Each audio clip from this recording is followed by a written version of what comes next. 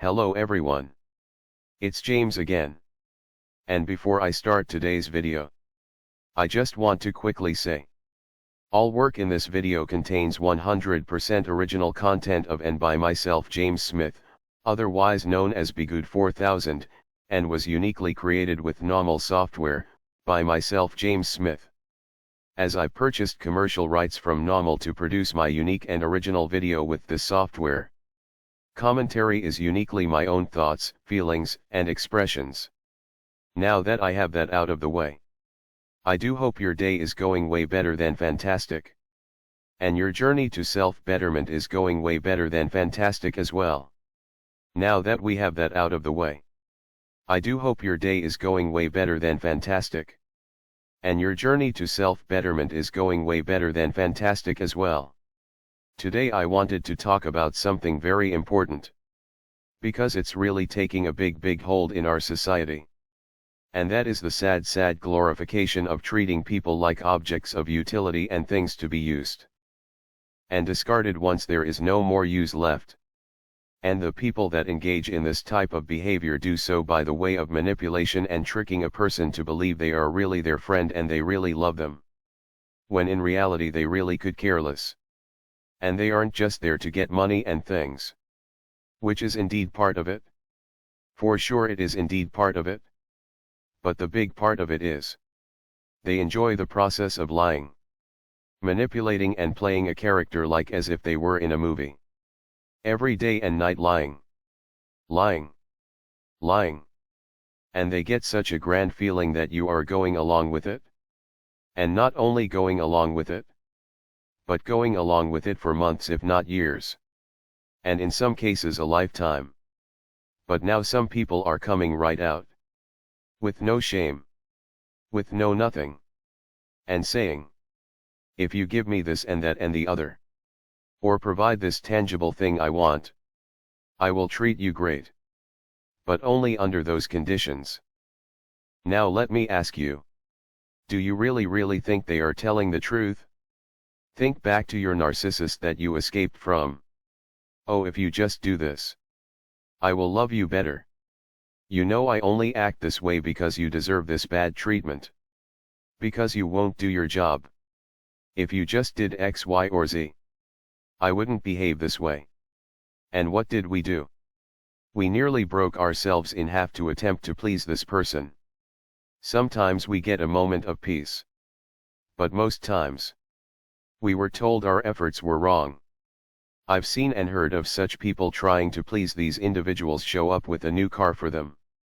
And a fit being thrown because it was so-called the wrong color.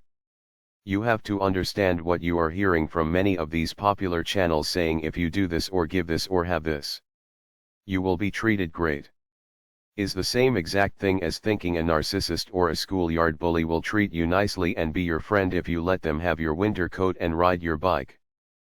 Yup. That's right. The schoolyard bully will ride away with your winter coat and your bike, while they call you a sucker. And you stand there cold. No bike. And no friend. Look.